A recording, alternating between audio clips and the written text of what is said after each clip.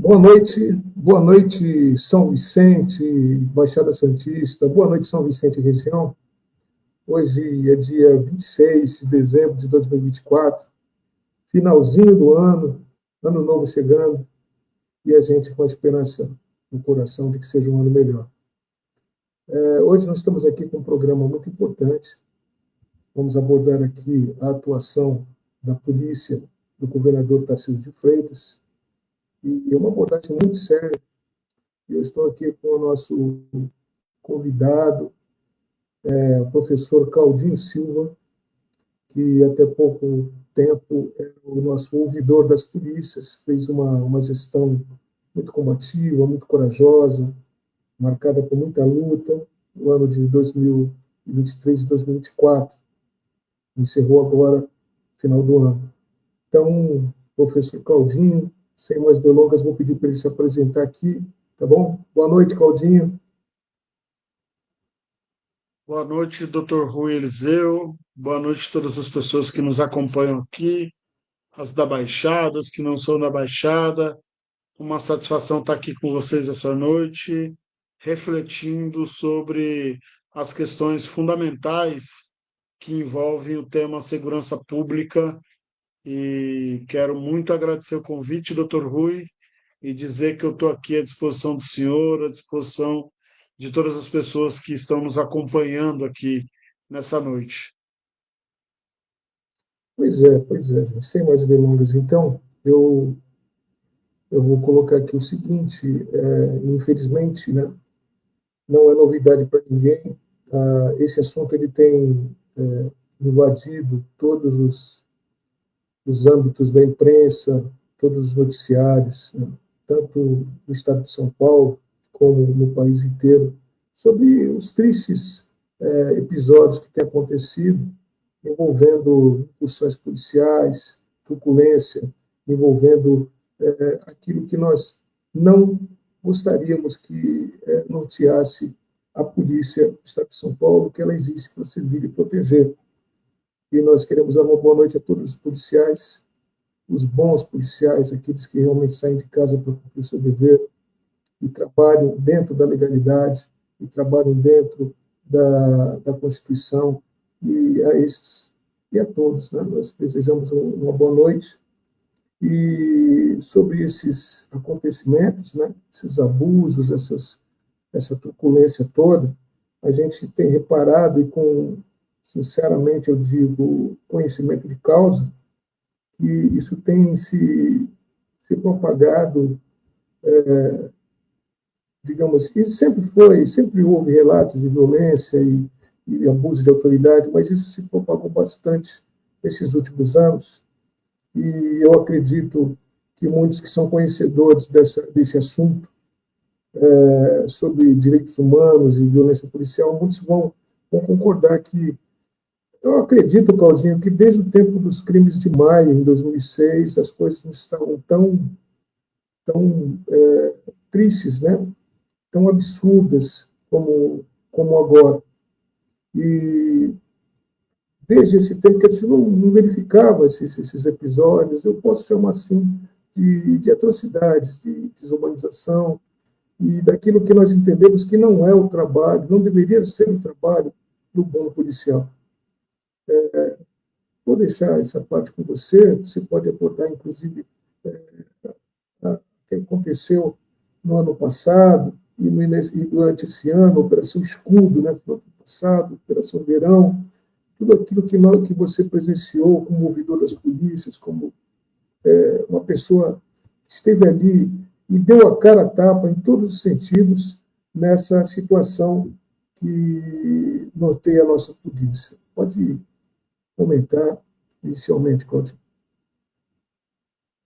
Bom, doutor Rui, primeiro dar novamente boa noite. Várias pessoas mandaram boa noite para a gente aí. O Palhacinho Perulito, que é um amigo nosso aqui da Zona Leste de São Paulo, da Vila Prudente, o Cláudio Bento, várias pessoas aí mandando boa noite para a gente, né? O Leandro Firmiano.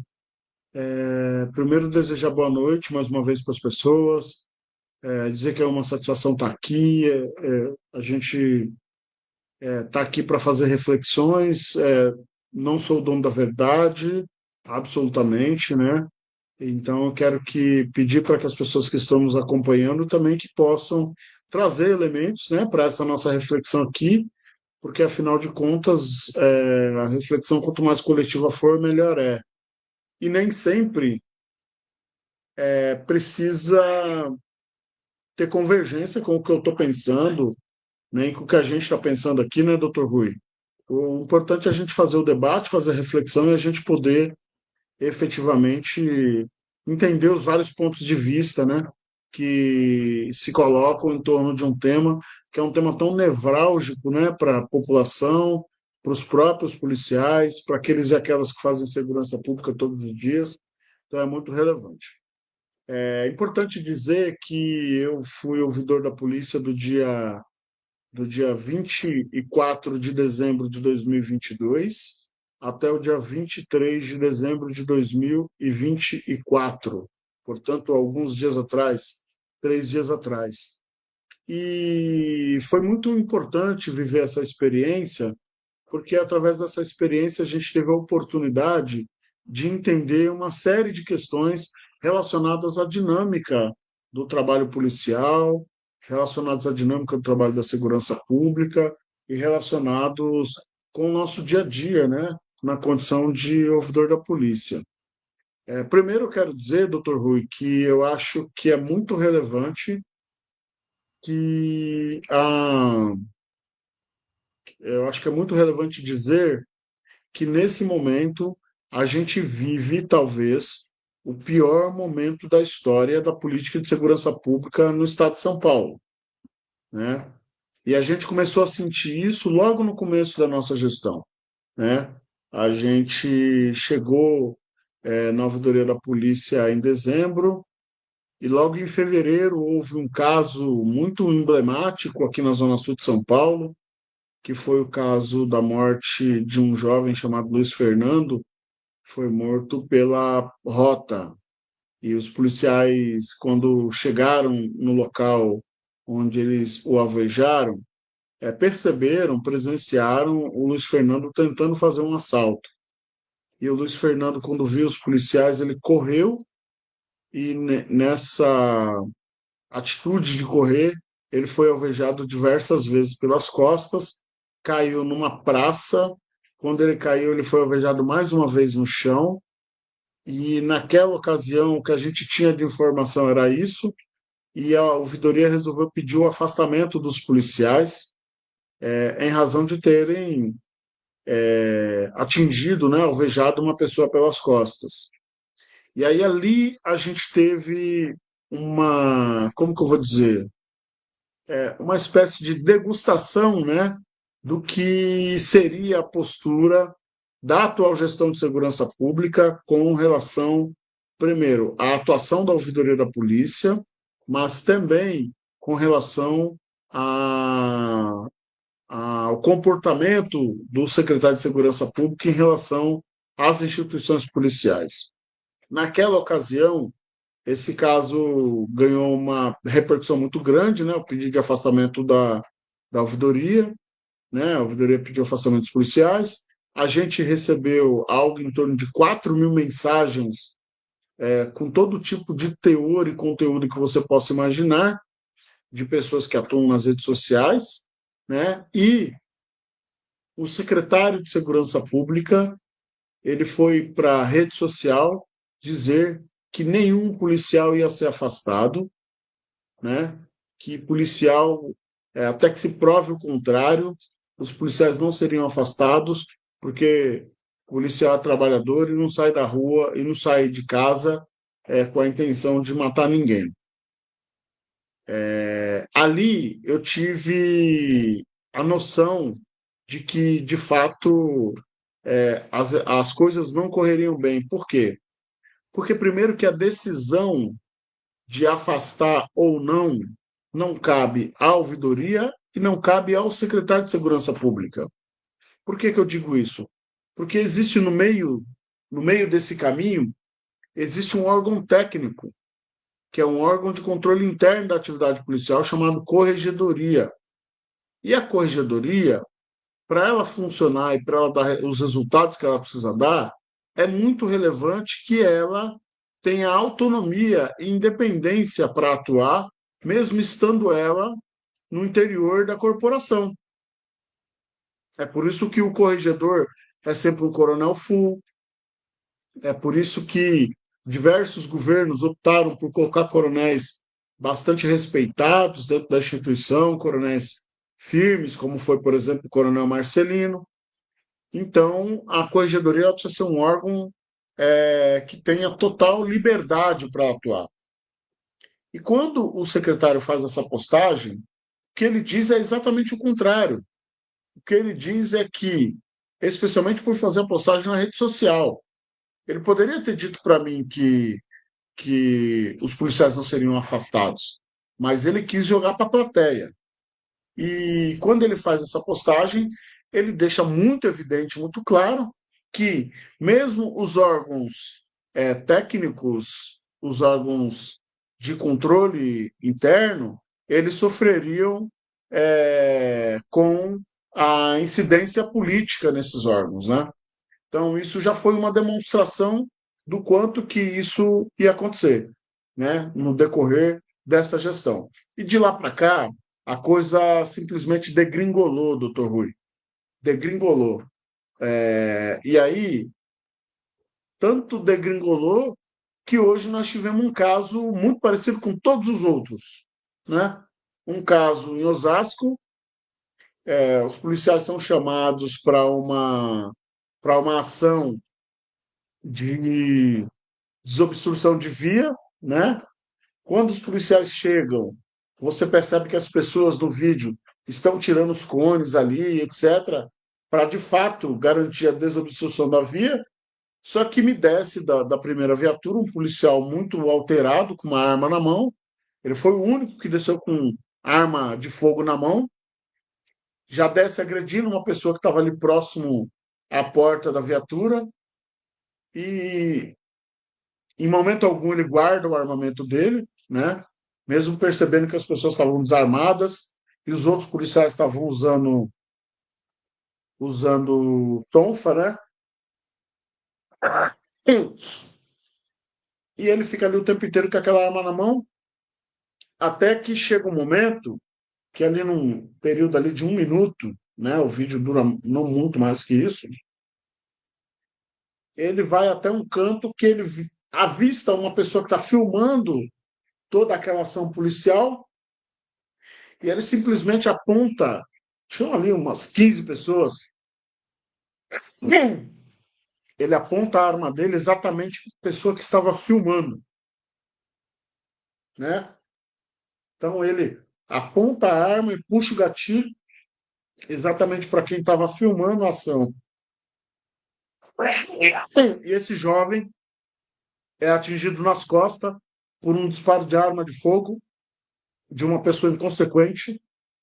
E em seguida, a resposta que se tem da Secretaria de Segurança Pública, que é uma resposta covarde, uma resposta vil, uma resposta sem qualquer amparo na legalidade ou no Estado Democrático de Direito, a resposta que se tem é que esse policial, é que aquele jovem tentou desarmar o policial.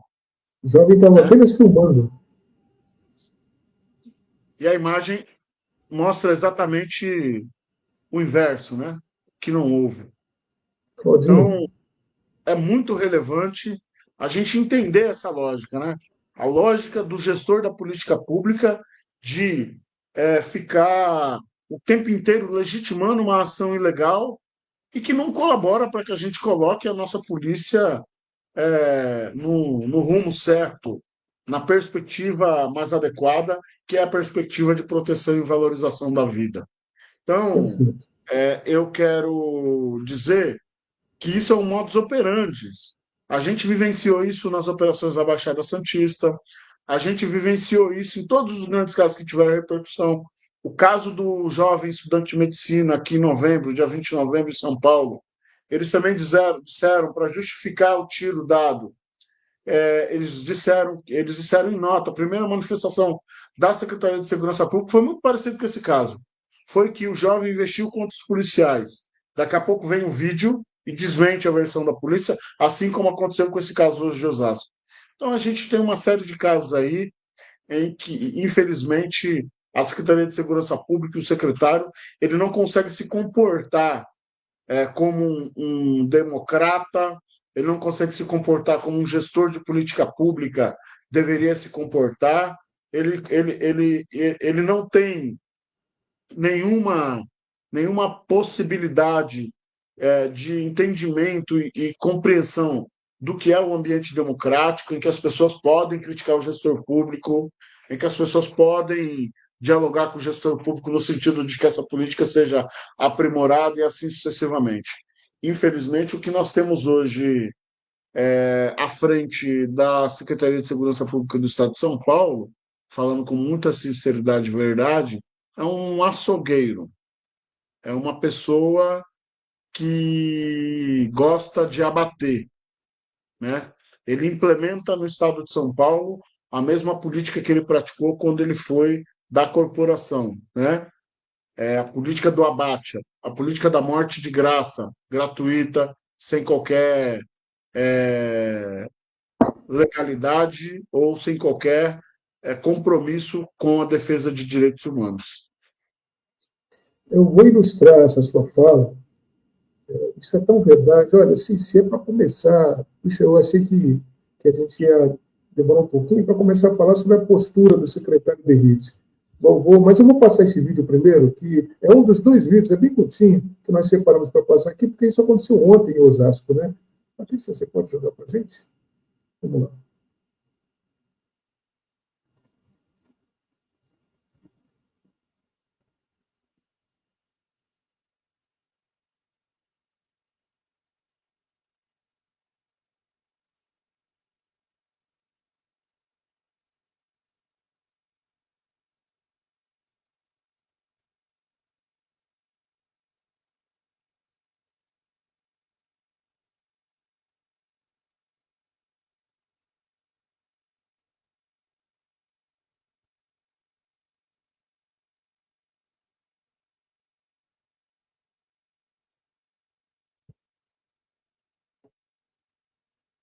Pois é exatamente como você disse, o cidadão ele estava filmando, não tentou tirar a arma de ninguém, e o policial, a queima-roupa, efetuou o disparo. Você tem ideia de como é que está o estado dele, Claudinho? Sobre alguma coisa? A gente não recebeu nenhuma informação sobre o estado de saúde dessa pessoa, dessa vítima, né? E o que a gente sabe é que esses policiais, depois da defesa feita pela Secretaria de Segurança Pública, né, de legítima defesa, eles resolveram voltar atrás e afastar todos os policiais que estavam nessa ação. Mas essa é mais uma das diversas ações que desqualifica e nos faz desacreditar da atual gestão da Secretaria de Segurança Pública, que não tem qualquer compromisso com a verdade, e infelizmente é isso. Eu acho que a partir desse comportamento da Secretaria de Segurança Pública, a gente pode chegar à conclusão do que foram as operações da Baixada Santista, do que têm sido as operações que eles têm feito nas periferias do estado de São Paulo, nas pequenas cidades, porque o nosso problema não é da Baixada Santista, a Baixada Santista é a região mais afetada por esse problema, né? Não sei se ele não gosta da Baixada Santista, não tem muito, especialmente pelo litoral norte, né? Não sei, não tem muito apreço pelo litoral sul, né? Ele gosta muito do litoral norte, como a gente já viu outro dia ele numa festa comemorando, sei lá o quê, numa festa aí no litoral norte. Então, eu acho que o problema dele pode ser com a própria Baixada Santista. Pois é, eu vou chamar assim mesmo, professor, esse sujeito, esse secretário, isso é uma opinião minha, tá? E eu digo isso com conhecimento também profissional, de pelo menos um evento em que a descompostura dele foi total. Você sabe que nós estamos advogando por algumas vítimas, né, da Operação Verão, e uma delas, que era o rapaz que estava trabalhando durante o dia, em horário de trabalho, lá no Parque Bitaru, que você esteve conosco lá, nós estivemos juntos lá, você fez uso da palavra e tal. que a moça gravou, que ele tomou 2 tiros, só não morreu por milagre de Deus, né? Da truculência do policial militar. Esse secretário Berrite, ele teve a capacidade de, sem nenhum conhecimento do que estava falando, mandar mensagem para a família, criticando a família, dizendo que o rapaz que tinha sido vitimado com os 2 disparos, que ele não era boa pessoa, que faltou dizer praticamente que ele era um bandido. Isso eu tenho nos meus registros, isso vai ser colocado já está no processo, e eu digo que como uma pessoa pode falar de alguém que não conhece? Cidadão que estava trabalhando, que estava no horário de trabalho, que não tinha antecedente criminal, não tinha nada, ainda que tivesse, ele dizer que a pessoa praticamente era um bandido para a família. E isso nós temos guardado. Um secretário de uma pasta tão importante, talvez uma das pastas mais importantes do Estado de São Paulo, ele falar uma coisa dessa. É um sujeito que não tem nenhuma postura, ele não é um oficial. Eu acho que preocupar a chefia de uma pasta dessa deveria ser um coronel, alguém mais experiente, como você falou, mas, infelizmente, o governador, que também não fica atrás, colocou esse cidadão para chefiar a segurança e está acontecendo tudo isso que está acontecendo. Claudinho, eu vou ler rapidamente aqui alguns dados, porque muitas pessoas que não concordam com esse assunto, com o nosso ponto de vista, acham que é nós que criamos factóides contra a polícia, que nós somos aquele negócio de ideologia, esse pessoal é da esquerda, é comunista, não é nada disso, nós se pautamos pela legalidade e pela humanidade. É simples. E pela lei. Então, assim, vou colocar aqui algumas. Aqui. Dados do Ministério Público apontam que as mortes cometidas por policiais militares no estado de São Paulo aumentaram 46% até 17 de novembro desse ano, de 2024, se comparado a 2023. De janeiro a 17 de novembro desse ano, 673 pessoas foram mortas por policiais militares, contra 460 nos 12 meses do ano passado. Dessas 673 mortes, 577 foram praticadas por policiais em serviço, ou seja, trabalhando, e 96 por policiais de folga, média de 2 pessoas mortas por dia. Então, eu pergunto, Claudinho, a confiança da população na polícia, também vou ler aqui uma notícia da imprensa séria, tá? Ela também diminuiu bastante. Por exemplo, a maioria da população tem pouca ou nenhuma confiança nas polícias civil e militar, diz pesquisa. Uma pesquisa que a imprensa falou. A única corporação, Claudinho, que tem uma confiança maior é a Polícia Federal, tem uma melhor reputação entre as demais corporações policiais do país. Né? Eu vou até colocar aqui rapidamente. Tem aí? Acho que colocou aqui. Né? Não, deixa para lá. Eu ia colocar um áudiozinho sobre isso, mas é isso. Diminuiu bastante a confiança da população na polícia. E eu digo para você, Claudinho, você sabe disso melhor do que eu.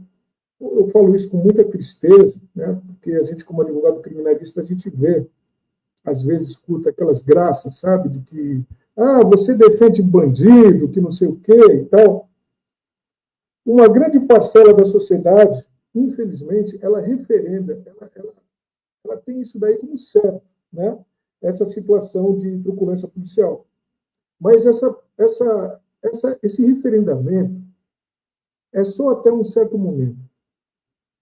Quando acontece com a pessoa, quando acontece com seu filho, quando acontece com o seu parente, sua esposa, com o seu namorado, com você, aí muda, mas muda rapidamente o modo da pessoa pensar. E você citou lá o filho do médico que foi executado pela Polícia Militar, e graças ao vídeo, graças à gravação do vídeo, nós vimos que foi uma execução totalmente desnecessária. E não se trata de uma pessoa para dizer, é pobre, é preta, é da comunidade, é da favela. Não, não se trata. Se trata de um estudante de medicina, vamos dizer assim, rico. Para mim é rico, porque eu sou pobre, então ele é rico. né? Ele tem uma condição muito melhor. E foi igualmente executado pela truculência policial. E acabou com a vida daquele pai. Né? Aquele médico escreveu até uma carta para o presidente Lula e tudo mais.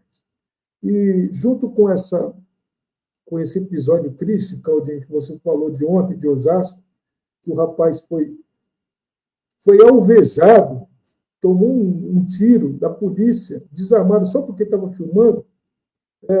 Inclusive, eu fico até pasmo com isso, porque não sei se você se recorda daquela audiência pública que teve ao final da Operação Verão, ao final ao final do trabalho da ouvidoria, junto com as entidades de direitos humanos lá na USP, né, lá na Faculdade de São Francisco. Eu fui um dos que falou o seguinte: para a pessoa gravar, não deixe de gravar quando você vê uma truculência policial. Pegue o seu celular e grave. E agora estão atirando em quem está gravando. Quer dizer, é uma coisa muito triste, né? Então, junto com esses episódios aí, teve o episódio da moça que foi em outro estado, mas foi vítima de policiais rodoviários federais, né, também. E, enfim, o rapaz que foi jogado de cima da ponte, o rapaz que foi morto com vários tiros pelas costas, porque ele estava furtando alguns itens de limpeza no Oxo, né? O policial, não sei se estavam fazendo segurança, não me recordo bem, mas 8 tiros, parece, nas costas do rapaz, matou. Já tinha tido participação em duas mortes, né? Aqui em São Vicente. E são coisas que todo dia está acontecendo, todo dia está acontecendo. Aquele rapaz que foi morto lá na Ilha do Bugre, alguns dias atrás, umas 2 semanas atrás, no máximo, né?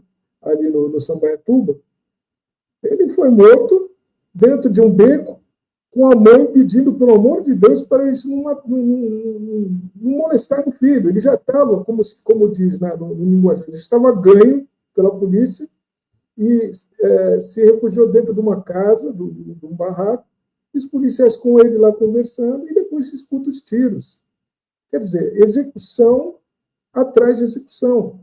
E aí, ainda se diz, viu, Claudinho, eu escutei alguém dizer, não foi qualquer pessoa, não, foi o Reinaldo de Azevedo que falou isso, né, quando ele estava fazendo esse comentário. O jornalista disse que eles entraram na comunidade gritando derrite, derrite. Isso é um absurdo, isso é uma coisa de mentecapto mesmo, sabe? Não dá para a gente aceitar um policial que está ali fazendo uma coisa dessa. Parece até no tempo do Velho Oeste, no tempo dos bandoleiros mexicanos, parece até no tempo do Esquadrão da Morte, sabe? Ficar gritando o nome do ídolo deles e fazendo o que fizeram. Então,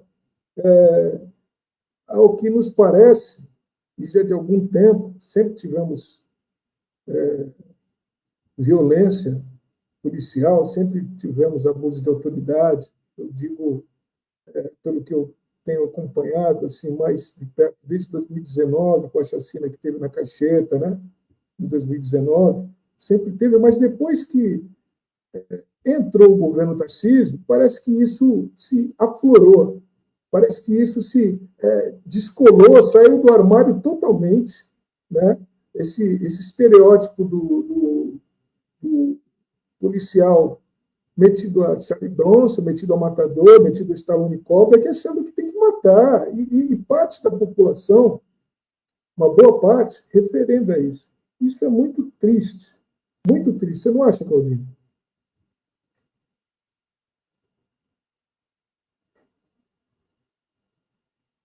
Doutor Rui, desculpa a demora, eu estava achando o local de clicar aqui para desbloquear o microfone. Eu bloqueei para não te atrapalhar. Mas eu queria trazer alguns dados aqui. O senhor trouxe dados agora há pouco. Primeiro, dizer assim: eu não sabia que no caso do Juan, né, a gente tinha tido esse episódio da mensagem, né, falando essas barbaridades, né? Eu avalio que, inclusive, essa mensagem enseja, inclusive, uma ação de dano moral, né? Porque o secretário ele não tem autoridade moral para levantar qualquer hipótese sobre a vida de uma pessoa que sequer ele conhece. Então, ele pode ser o secretário de Segurança Pública, ele pode ser o governador, ele pode ser o presidente da República. Ele está submetido às leis vigentes no nosso país. E ponto final, né? Mas eu, como eu disse, eu trouxe aqui alguns dados para que a gente possa analisar aqui, em conjunto com as pessoas que estão conosco aqui, fazendo essa reflexão sobre mortes decorrentes de intervenção policial no estado de São Paulo nos últimos 3 anos, tá? Sendo que esse ano, esse dado aqui é até outubro apenas, tá? Não é o dado final ainda. Então, faltam ainda novembro e dezembro para ser computado aqui nesse dado. Então, vamos lá, o DECAP. DECAP, que é aquela região da capital, né? Região da capital. No ano de 2022, tiveram 156 mortes decorrentes de intervenção policial. No ano de 2023, tiveram 176 mortes decorrentes de intervenção policial. E no ano de 2024, 206. Se a gente for comparar o dado de 2024, que ainda faltam 2 meses para finalizar o ano, com o dado de 2022, que foi o último ano da gestão anterior, nós subimos algo em torno de 32% no número de mortes, né? São José dos Campos, DENTER 1, no ano de 2022, 15 mortes decorrentes de intervenção policial. 2023, 32 mortes decorrentes de intervenção policial. E no ano de 2024, ainda faltando 2 meses para acabar o ano, 31 mortes. Comparando 24 com 22, dá 106% de aumento de mortes decorrentes de intervenção policial. Em Araçatuba, em 2022 foram 4, 2023, 9, 2024, ainda faltando 2 meses para acabar o ano, 10. 150% de aumento. Em Bauru, no ano de 2022 são 8, 2023 são 11, 2024. Peraí, 11, 2024, 18. São 125% de aumento. Na região de Rio Preto, 9 em 22, 5 em 23, caiu de 22 para 23. E nesse ano de 2024, 11, aumento, comparando 22 com 24, em Rio Preto o aumento foi de 22%. Na região de Sorocaba, o da Intersete, 22 em 22, 33 em 23 e 42 em 24. Aumento na casa de 90,90%. Piracicaba, 22 em 22, 22 em 23 e 40 em 24. Sempre lembrando que 24 são 2 meses a menos. Então, 81% de aumento. Na região do Demacro, que seria a região metropolitana de São Paulo, 81 em 22, 80 em 23, portanto, reduziu, e 120 em 24, sempre lembrando, 2 meses, isso até outubro, né? Aumento de 48. E eu deixei de propósito o último para o DENTER 6, que é a região da Baixada Santista, né? Que pega aí desde o litoral sul, se eu não me engano, Bertioga, né? E vai até o Vale do Ribeira, né? DENTER 6, Santos, né? 42 no ano de 2022, 85 no ano de 2023, né? E 129 no ano de 2024. A variação, comparando o ano de 24, que ainda faltam 2 meses para serem computados, comparando o ano de 2024, 10 meses de 24 com 12 meses de 22, a variação atinge 207%. E isso vai subir mais porque ainda vão entrar os casos de novembro e os casos de dezembro nessa conta. Veja o absurdo. 207% de alta no número de mortes decorrentes de intervenção policial. Agora, vamos analisar os outros índices de violência da região, para ver se esses índices subiram tanto assim que justifique uma ação tão enérgica assim da polícia. Vocês vão saber, vocês vão perceber que não. Então, o que acontece no estado de São Paulo nesse momento é efetivamente uma política de morte. Um banho de sangue está sendo derramado no estado de São Paulo nesse momento, e todos aqueles e aquelas que não se indignam com isso, todos aqueles e aquelas que teriam um dever legal ou moral de atuar e não atuam, estão com suas mãos manchadas de sangue. Infelizmente, a gente tem que fazer essa afirmação, né? Porque são mães de filhos maravilhosos. Eu tive contato com vários. Eu tive contato com o celular de uma mãe ou de várias mães que mostram as mensagens que seus filhos mandavam. Um filho que fala: mãe, eu vou te pegar no serviço hoje. Eu estou de moto, vou passar aí para te pegar. Mãe, estou chegando, vou pegar a senhora. Sabe? Filhos que eram arrimo de família, filhos que pagavam aluguel, pagavam a internet, pagavam água, a luz da sua casa, sabe? Então, são vários absurdos, são várias histórias que precisam ser contadas, e a gente acha que já passou da hora do governador Tarcísio de Freitas, ao invés de ficar apenas fazendo autocrítica, e fazendo recuo estratégico de ser político, né? De fato, tomar atitudes que possam reverberar numa mudança de comportamento e numa mudança efetiva da política de segurança pública no Estado de São Paulo. E essa atitude terá que ser a saída do secretário de Segurança Pública. Não tem outra perspectiva. Não tem outra forma do secretário, do governador, resolver o problema da segurança pública no Estado de São Paulo. O caso é de troca do secretário de Segurança Pública. Essa política não, essa política já deu. Essa política não deveria sequer ter sido implementada. Essa é uma política de morte que precisa, o mais urgente possível, ser cessada. Porque o que a população precisa é de segurança pública, de segurança de fato. Exatamente, exatamente, Claudinho. E eu penso também, eu, eu entendo, eu acredito piamente que foi um grande malogro essa nomeação do secretário Derrite para chefiar essa pasta, desse Derrite, né, pelo Tarcísio, e por conta de uma ideologia de extrema-direita, por conta de uma ideologia de punitivismo, por conta de uma ideologia de matança mesmo. E a gente pode entender isso porque a polícia militar, o que parece que ela está descontrolada, ela está desgovernada, perdeu o comando, né?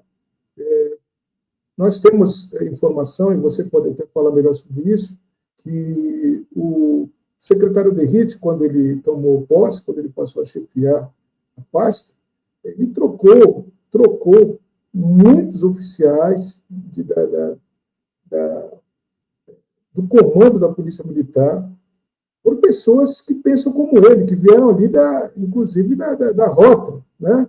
Que tem essa ideia de que bandido bom é bandido morto, que tem essa ideia de que tem que sentar o dedo e matar bandido, e não sabe que a polícia não foi feita para matar. A polícia não foi feita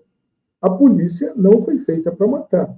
Ela foi feita para prender, para cumprir a lei, para, no caso de se matar, é no estrito cumprimento do dever legal, né? A excludente de licitude da legítima defesa, como não teve jeito, mas isso tem os seus critérios, tem as suas normas de procedimento, não do jeito que está acontecendo.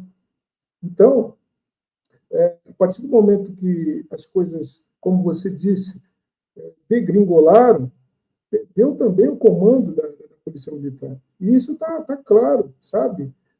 Parece que com essa noção de que eu posso fazer tudo que eu quero, porque o secretário Derrite, ele é da rota, ele é de chegada, ele é isso, ele é aquilo, eu posso fazer o que eu quero. Essa ideia entrou na cabeça da tropa.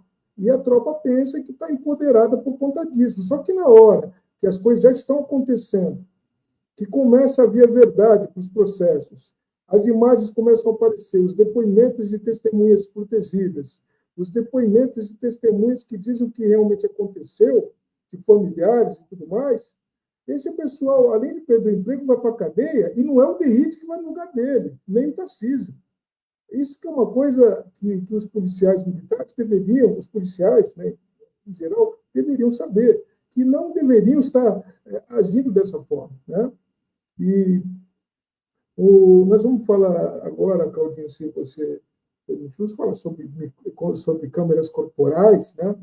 Eu queria dizer que no começo alguns anos atrás, que 2020 para 2021, assim, eu comecei a bater muito nessa questão de câmeras corporais aqui na cidade de São Vicente. Naquele tempo eu era presidente de uma comissão temática da UAB local, e por conta de que, infelizmente, nós temos muitos colegas, quase advogados, mas que são contra o direito, eu fui muito perseguido por conta da defesa desse equipamento tão necessário que são as COPs, as câmeras corporais. Inclusive, teve muita luta, muita briga, né, para eu tentar saber por que o segundo BAEP, por que o 39 não estavam usando câmeras corporais. Até hoje essa briga continua. Então, assim, fica assim meio que... Eu não sei se isso é risível, se isso é cômico ou se isso é trágico a ponto de a gente lamentar e chorar, Claudinho. Mas olha só, nós sabemos a postura do governador Tarcísio de Freitas antes de ser eleito, ele já dizendo que ia retirar as câmeras, porque ele era contra, sem dizer o porquê, falou que era contra, um equipamento que estava diminuindo a letalidade policial, que estava diminuindo, que estava protegendo, inclusive, o próprio policial, né? E ele se demonstrou contra e assumiu, foi eleito, continuou contra. E depois que as coisas começaram a acontecer, como você disse, Claudinho, degringolar, aconteceu isso aqui. Eu vou pedir para a Patrícia subir esse vídeo rapidamente, um videozinho dele mudando de ideia. Parece uma coisa ridícula. Os episódios chocantes de violência policial registrados nos últimos dias em São Paulo levaram o governador Tarcísio de Freitas, do Republicanos, a mudar de postura em relação às câmeras corporais para policiais. O governador, que se manifestou diversas vezes contrário ao uso do equipamento, afirmou que vai aumentar o número de dispositivos. O governador participava de um evento para marcar uma nova etapa de obras da linha 2 do metrô paulistano.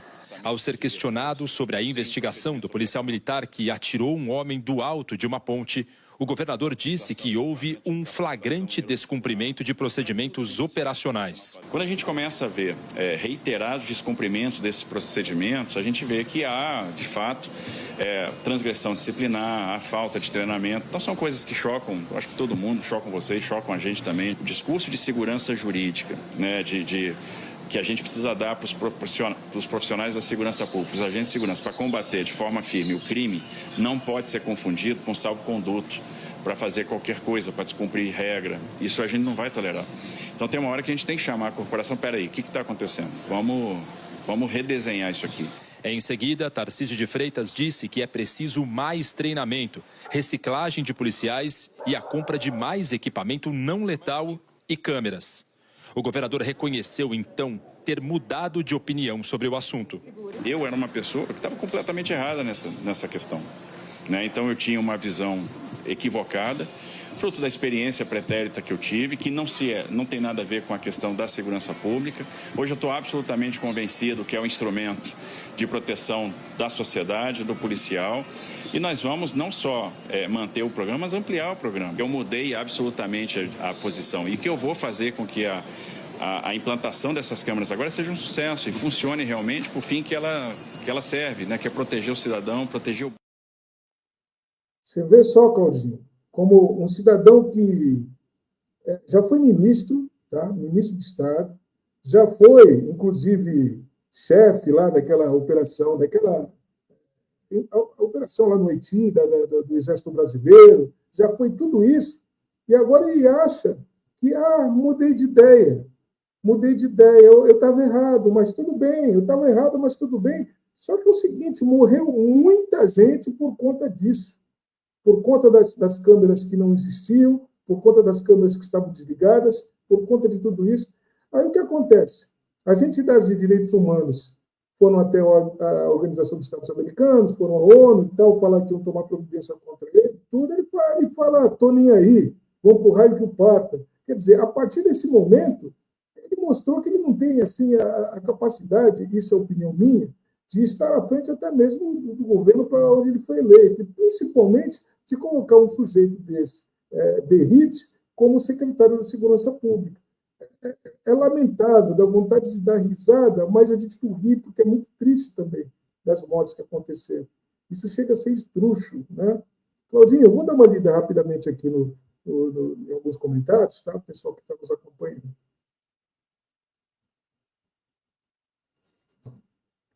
Rodrigo Olegário Carmelita, boa noite, parabéns pelo seu trabalho à frente da ouvidoria Claudinho. Sabemos que a luta é difícil e diária. Acredito que precisa ter a participação da sociedade civil para manter o ouvidor. Isso, muito bem. Olegário, gente boa. Quem vive na comunidade sabe o peso que tem a violência policial, bem diferente das abordagens da área nova. Exatamente. Você quer? Eu leio um, você lê outro. Quer? Deu do Fábio aí.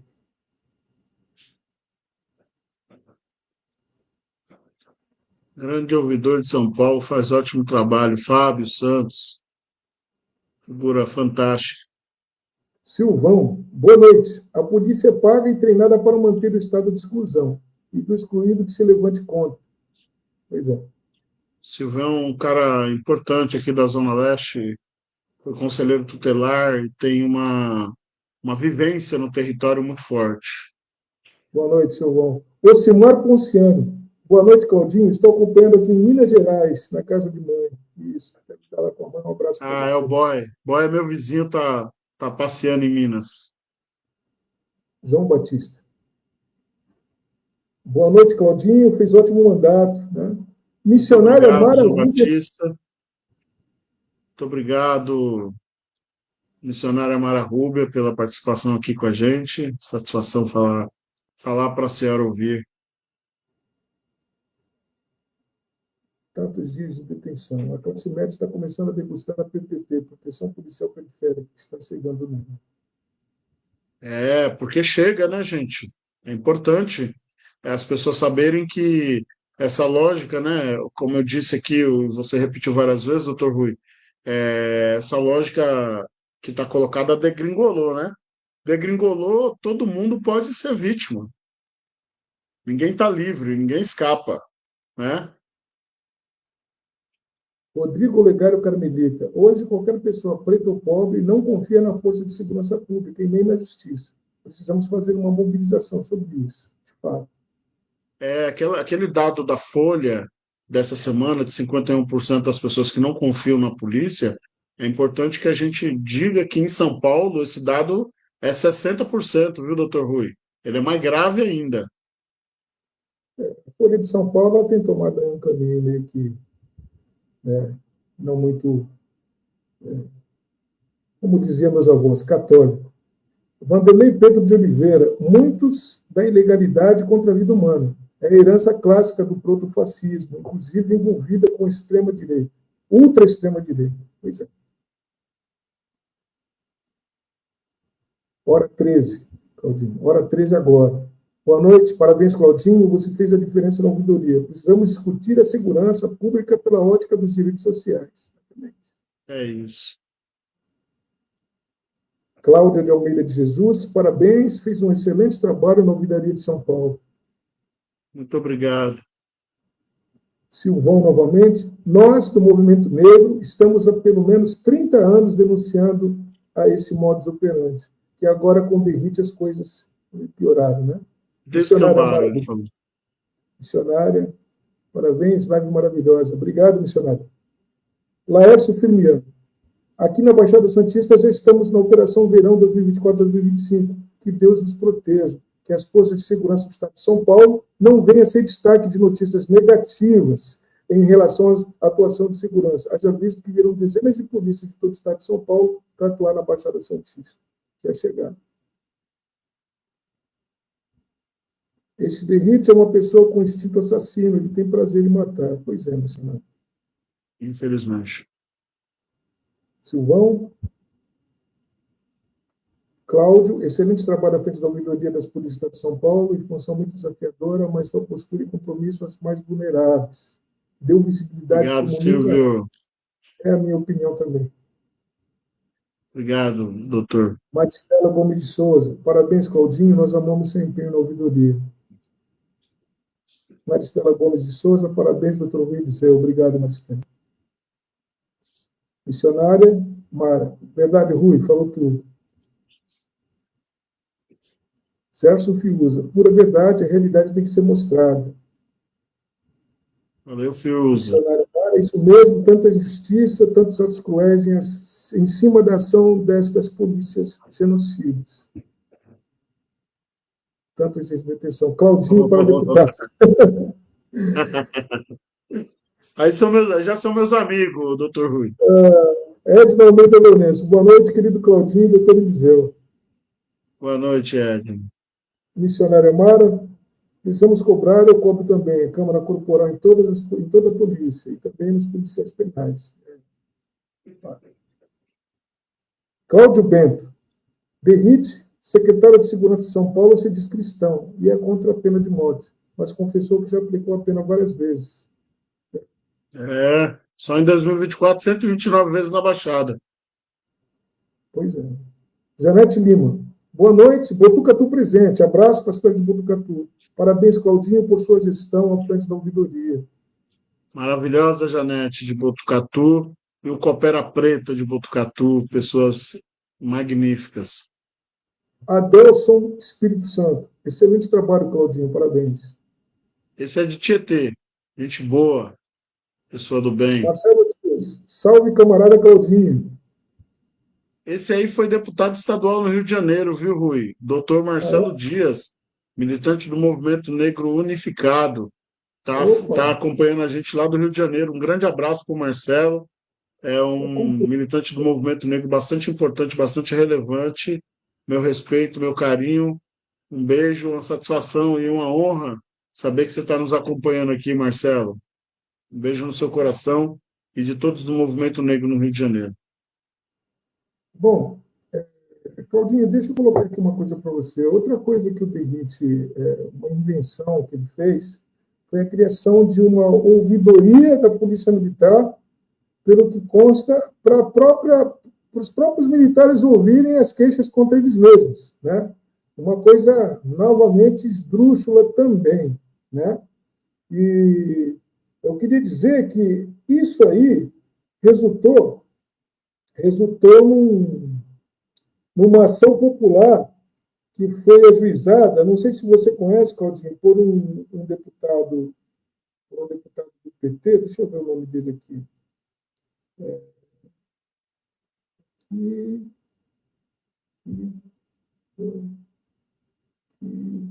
São duas ações, viu, Rui? São duas, né? Deputado estadual Emílio de Souza. Ele entrou uma ação em outra ainda. Teve uma ação que foi muito divulgada, que foi a ação do Emílio. O Emílio de Souza entrou com uma ação popular, né? E aí ele pediu liminar, o juiz pediu manifestação do Ministério Público, o Ministério Público informou o juízo que havia uma outra ação popular do Ivan Valente e pediu que as duas ações corressem juntas, e agora as duas ações estão correndo juntas, né? Mas, para além disso, tem, se eu não me engano, 3 ou 4 representações, inclusive uma da ouvidoria, no Ministério Público também pedindo que o Ministério Público tome medidas contra esse arbítrio que foi a criação dessa ouvidoria paralela.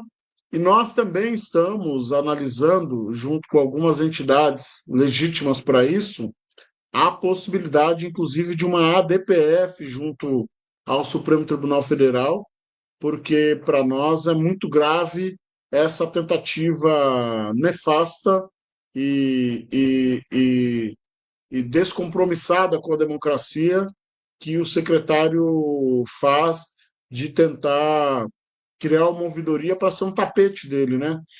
Ele tentou fazer isso com a ouvidoria da polícia, não conseguiu, e agora ele criou esse ambiente paralelo para tentar confundir as pessoas, para fazer com que as pessoas busquem esse ambiente paralelo, não consigam seus resultados, e aí desqualificam o trabalho da nossa ouvidoria, então desacreditar a nossa ouvidoria, mas, acima de tudo, para sinalizar para aqueles e aquelas que estão incomodados, né, aqueles policiais e aquelas policiais que estão incomodados com a atuação dessa ouvidoria, né, da ouvidoria autônoma independente, que a gente teve a satisfação de conduzir aí nos últimos 2 anos, para que eles possam sinalizar para esses policiais que essa ouvidoria está sendo atacada por ele.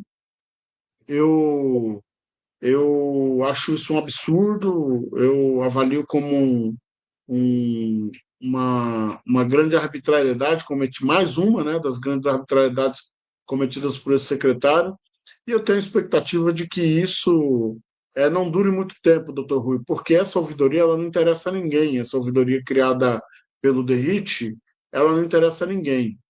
Veja só, nós temos diversos casos em que a gente atende policiais que nos buscam, né, como ouvidoria da polícia, no sentido, ou nos buscava, né, agora não estou mais, mas a ouvidoria continua lá, mas busca a ouvidoria da polícia com o sentido de resolver questões internas, questões de humilhações sofridas por eles, assédio moral, assédio sexual e outras tem denúncias de outras ilegalidades cometidas que chegam até a gente e chegam através também de policiais, né?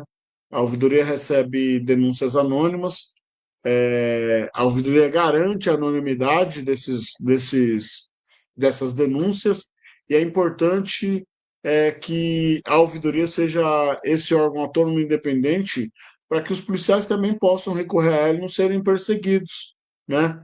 Então, mas também tem outras coisas que a gente faz lá, por exemplo, o policial está para aposentar, precisa da contagem de tempo.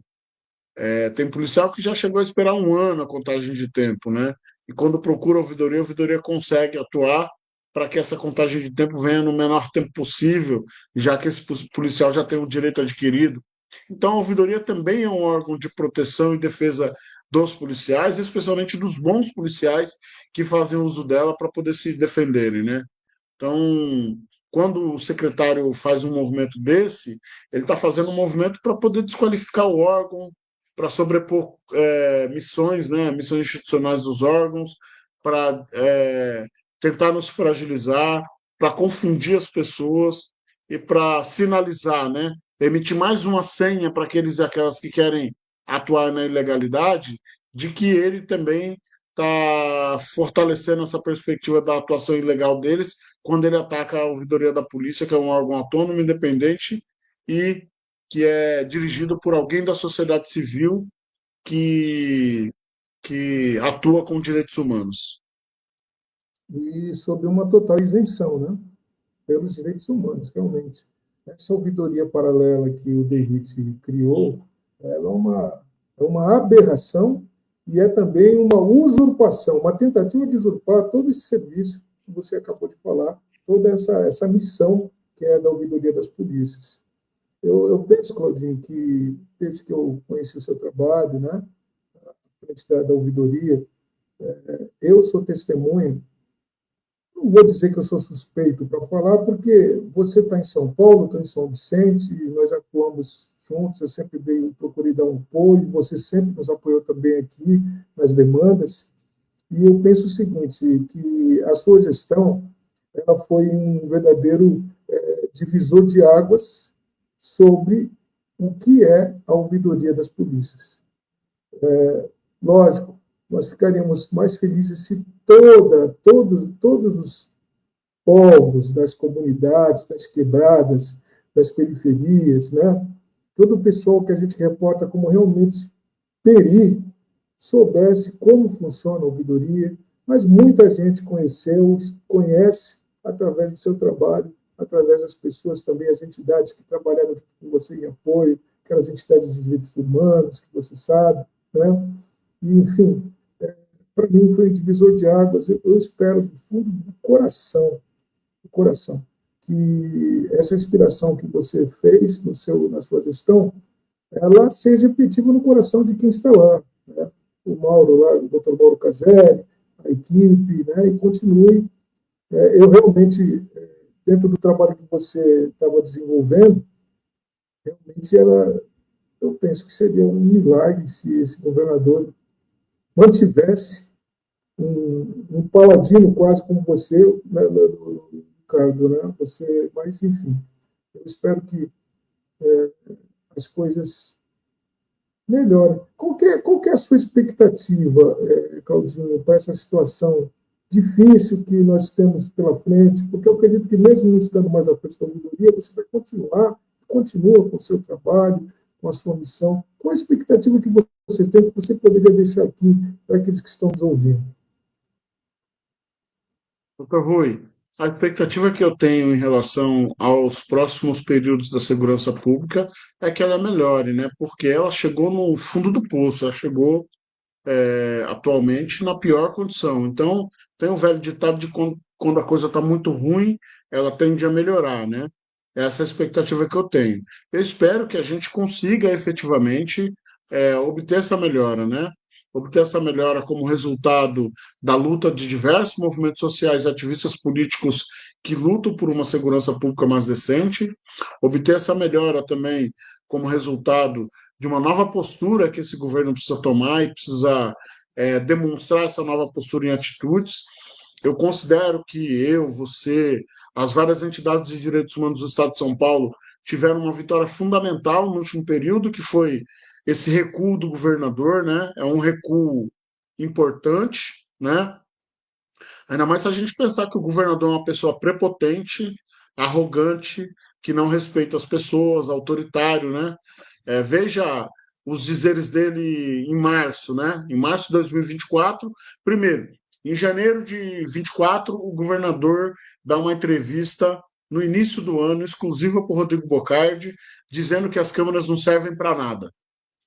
Aí, em março, ele dá uma entrevista aí na Baixada Santista dizendo que ele não está nem aí, que pode ir na ONU, na Liga da Justiça, no raio que o parta, que ele não está nem aí.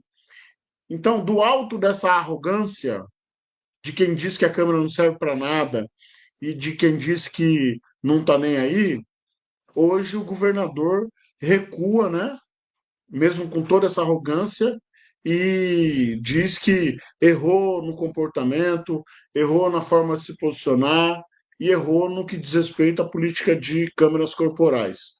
Eu considero isso uma vitória estratégica dos movimentos sociais, da ouvidoria da polícia e de todos os ativistas que atuam com segurança pública do Estado de São Paulo, porque a gente, afinal de contas, não é pouca coisa fazer um governador tão prepotente, tão arrogante e autoritário recuar nos seus posicionamentos. Agora, eu avalio, doutor Rui, que para além de se posicionar dessa forma, fazendo autocrítica, é importante o governador praticar os gestos. Ele precisa colocar tudo no papel, ele precisa atuar, ele precisa fazer um gesto efetivo de mudança nessa política de segurança pública. Um desses gestos que poderia ocorrer imediatamente é a demissão do secretário de Segurança Pública, porque o secretário de Segurança Pública, infelizmente, ele nunca teve estatura para estar nesse cargo. Nem a própria corporação que ele fez parte considera ele com estatura para ocupar esse cargo. Ele era um tenente recruta quando ele deixou a Polícia Militar, né? Ele é intitulado capitão porque ele ganha um posto na reserva. Quando vai da ativa para a reserva, ele ganha um posto. Mas, na verdade, ele é um tenente, né? E nós temos pessoas na própria Polícia Militar muito mais experientes que ele para poder dar conta desse recado e com muito mais senso de institucionalidade, democrático, etc., para poder tocar a política de segurança pública se o governador estiver disposto a manter um policial à frente da secretaria. Temos policiais civis também muito qualificados, uma infinidade de delegados ou não qualificados que poderiam assumir a Secretaria de Segurança Pública. Temos promotores de justiça, procuradores de justiça. Então, não faltam nomes, né? Temos também pessoas que são cientistas sociais da área de segurança pública, que pesquisam e atuam com segurança pública, produzindo para a segurança pública. Então, o que não falta é opções para o governador colocar à frente da Secretaria de Segurança Pública. O que eu acho que não pode continuar é o atual secretário, porque ele já demonstrou, por todos os meios que ele possa demonstrar, a falência da política instalada por ele aqui na Secretaria de Segurança Pública. Então, é o que a gente espera, é o que a gente deseja, é o que a sociedade paulista e paulistana deseja, é o que as mães, né, as esposas, os parentes de vítimas, né, desejam, né? Eu lembro muito do doutor Júlio e da doutora Silvia Cárdenas, mãe do Marco Aurélio Cárdenas Acosta, que foi morto dentro de um hotel aqui na Zona Sul de São Paulo. Eu penso muito na dona Beatriz, mãe do Rian, né, que é outro absurdo, uma aberração da política de segurança pública que matou uma criança de 4 anos de idade, dizendo que foram emboscados no morro, e depois que sai o laudo pericial, mostra que o jovem que eles atiraram nele, que morreu na ocasião, tomou 5 tiros pelas costas e 2 de cima para baixo quando estava caído. Então não houve, em hipótese alguma, qualquer, qualquer emboscada, né? O que houve foi uma execução, não, foram 2 execuções e uma tentativa de execução. Então é muito grave, né, a situação da nossa política de segurança pública. E eu espero que essa máxima de que quando está muito ruim a tendência é melhorar funcione nesse caso, mas eu tenho certeza absoluta que para funcionar a gente precisa de uma mudança radical na política de segurança pública, e ela começa pela demissão do secretário de Segurança Pública, Guilherme Derrite, que não tem qualquer condição, não tem estatura para o cargo, não tem qualquer condição técnica nem política de permanecer à frente de um cargo tão importante, de um estado tão importante do Brasil, que é São Paulo. Eu concordo com você, concordo que Derrite realmente precisa ser exonerado do cargo, total descompostura, conforme nós já abordamos aqui, eu concordo plenamente com você. Isso é o mínimo que o governador pode fazer para tentar retroceder nessa política malograda que está sendo a política de segurança pública em São Paulo, e para que se arrefeça, a tropa se arrefeça, as pessoas os policiais que pensam, se caiam em si de que isso é um grande equívoco que eles estão fazendo, e eles são os principais prejudicados por isso, que, como nós dissemos, não é o Derrite que vai sentar no banco dos réus nos processos que já estão chegando, nessas acusações que estão sendo colocadas pelo Ministério Público, não é o Derrite, são eles. Embora eu também diga, na minha opinião, de alguma forma, tanto o secretário como o governador deveriam ser responsabilizados, principalmente os fundamentos desse crescimento da letalidade que você falou. Isso é um genocídio praticamente, isso é quase um crime de guerra, por assim dizer, né? Vamos comparar a gravidade, mas deveriam ser, espero que sejam responsabilizados, porque uma pessoa que está à frente do governo de São Paulo, como o Tarcísio de Freitas, ele não tem o direito de fazer essa lambança que ele fez. No começo do ano, ele diz que é contra, no meio do ano ele tira sarro, ele faz pouco caso, ele achincalha as pessoas que estão ali defendendo os direitos humanos, e quando a água começa a bater naquela paragem, ele chega simplesmente e diz que eu estava errado, eu estava errado, desculpem. Isso não é assim, ele não tem esse direito de errar, ele tem que ser responsabilizado. Meu irmão, professor Caldinho, estamos indo para o final aqui do nosso bate-papo sobre segurança pública. Eu vou deixar você dizer aqui algumas palavras finais, aí, o teu eventual projeto, algumas coisas. Fique à vontade, irmão. Doutor Rui, eu quero dizer que é uma satisfação sempre estar aqui contigo, refletindo, dialogando e construindo, né?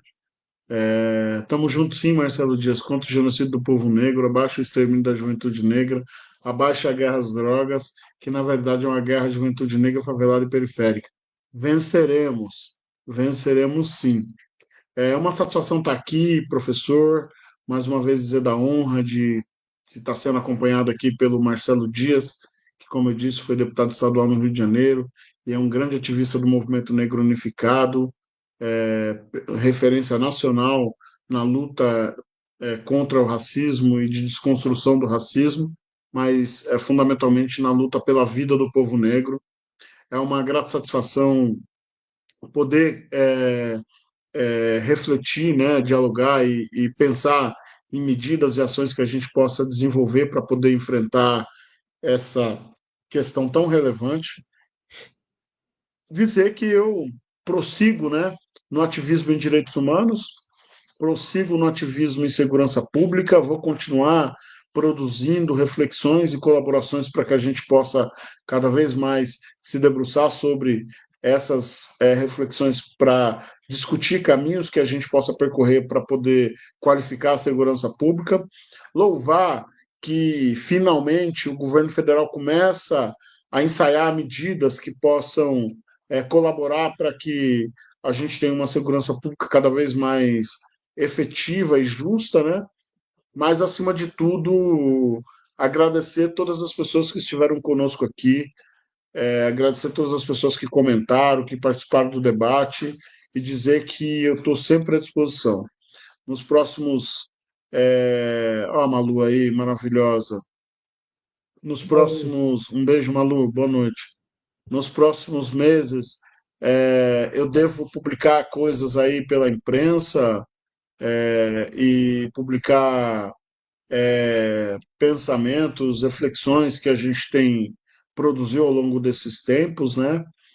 Eu devo procurar o senhor para colaborar com isso, com essa construção, e a gente deve também estar tentando incidir junto ao governo federal no sentido de que a gente possa ter mais mecanismos, mais ferramentas no Estado de São Paulo de aproximação da população com os órgãos de acesso à justiça e com os órgãos que buscam colaborar e amparar essas famílias, né? Mas, fundamentalmente, a gente vai estar do lado certo da história, como a gente sempre buscou estar. Beijo, Terezinha. Como a gente sempre procurou estar, no sentido de que a gente consiga construir, num curto espaço de tempo, ou no menor espaço de tempo possível, a segurança pública que a gente tanto deseja. E dizer para os bons policiais que a gente conhece, que a gente sabe que existem, que não atuem, né, nessa perspectiva determinada pelo DERIT, nessa perspectiva determinada por esse governo que aí está, porque no final, quando você erra, quando você pratica uma injustiça, você senta no banco dos réus sozinho, né? Eles te pagam um salário horrível, eles não te valorizam, eles te humilham, eles te tratam mal, te perseguem, te orientam a fazer, a praticar ilegalidades, e quando você pratica essas ilegalidades, você vira o cortar na própria carne. O cortar na própria carne é sempre na praça, é sempre na parte mais fraca, na carne mais fraca. É sempre na periferia o cortar na própria carne, nunca é aqui em cima, ó, na cabeça. Eles cortam só na periferia do corpo dessa instituição. Então, quando você vai ver, os oficiais eles conseguem se livrar de todas as acusações que são contra eles. Agora, a praça está sempre sendo o boi de piranha da história. Quando vai cortar na própria carne, saiba que foi um soldado, um cabo, um sargento que virou o boi de piranha da história. Então, tenham ciência disso, e se fizerem ilegalidade, se cometerem ilegalidade, cometam cientes de que vocês, no banco dos réus, estarão sozinhos. DERIT, Tarcísio e quem mais determinar que vocês pratiquem ilegalidades, não estarão com vocês lá. Tá? E contem com a ouvidoria da polícia. Tenho certeza que o novo ouvidor, o Mauro Caseri, estará de portas abertas para poder receber os policiais, assim como a gente sempre teve. Contem conosco no ativismo político, eu na condição de ativista, o Dr. Rui na condição de advogado e ativista, também tenho certeza absoluta que jamais se fechará para um bom diálogo, uma boa construção, para defender quem efetivamente precisa de defesa, e estamos juntos na construção dessa sociedade que a gente tanto sonha. Obrigado, e obrigado, Dr. Rui, pelo convite. Estamos juntos, conta comigo sempre. Muito obrigado, Claudinho. Muito obrigado a você que estava nos acompanhando até agora. Tá? Um abraço para a Patrícia, doutor. Opa, ela está Sei aqui que ela do está aí lado, nos bastidores aí ajudando. tá Um grande mandando, abraço para ela e tudo de bom. tá mandando outro para você. Então é isso, gente. Que vocês todos tenham um excelente 2025, com muita paz, muita alegria, né? Muita proteção de Deus. Todos, todos, todos. Que Deus possa estar com vocês, né? E mais uma vez, Claudinho, obrigado. Tá? Nós chegamos ao final, então, da nossa live. Um grande abraço a todos. Tchau, tchau.